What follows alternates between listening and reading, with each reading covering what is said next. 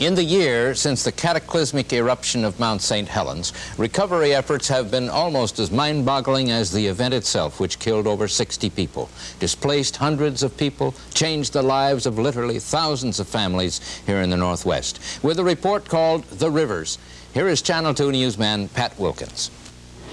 Every time the volcano shudders, do people tremble? Some do. Most do not. They simply get out of the way. Oh, there is concern, of course, fear, of course, frustration, rage. But most of all, there's a healthy respect for what St. Helens still might do in light of what it has already done. There was that awful torrent of ash, mud, water, trees, that wall of terror-invoking debris that on May 18th of last year raced through the Toutle River system, sloshed into the Cowlitz River, and even oozed into the mighty Columbia.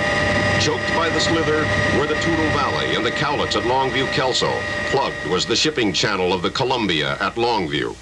Added to the death and destruction and constant danger posed by the volcano itself, the clogged Toutle and Cowlitz presented the possibility of more major flooding because of inability to contain even normal runoff.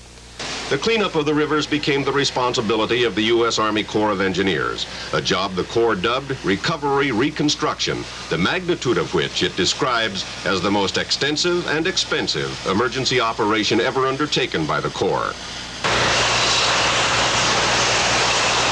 Now, a year later, most of the initial excavation work, some 90 million cubic yards of debris, has been done, to the tune of about $185 million. Add another $55 million for facility reconstruction, and another estimated $600 million over the next 6 or 7 years to assure flood control and navigation. Here behind the silt containment dam on the North Fork of the Toutle River, the contractor has about 2 million yards of material yet to remove to a disposal site upstream. The job is to be completed by the end of September.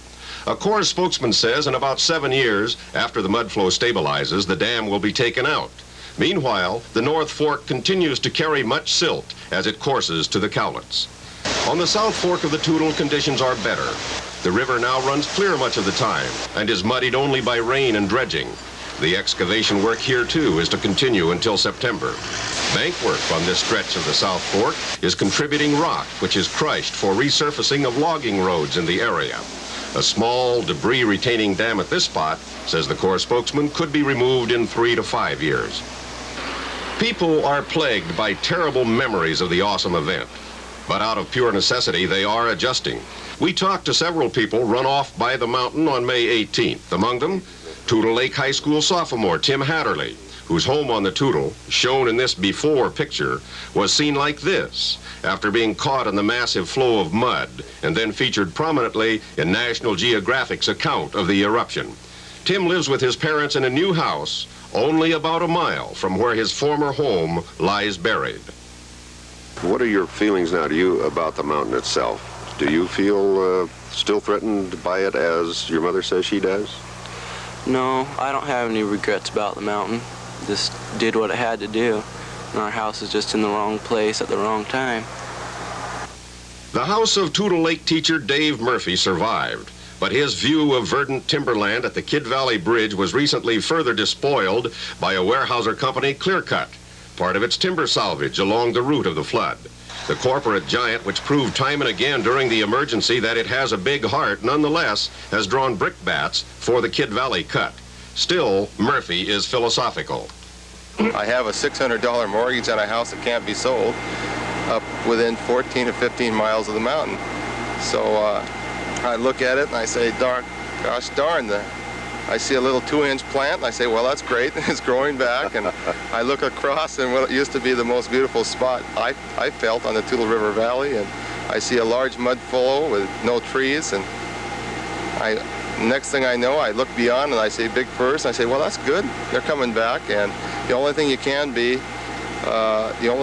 possibly be when you're in a position like myself and my wife is positive.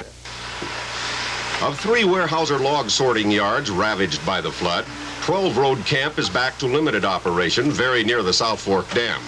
19-mile camp on the North Fork at Kid Valley has been largely restored, but on higher ground. But a mile below the North Fork Dam, Camp Baker remains a ghost, through which log trucks now pass without stopping on their way to more secure facilities. Activity at Camp Baker is now limited to some lingering equipment salvage and loading out of small timber, less valuable wood, which will be chipped into fuel. A further look at the rivers in a moment.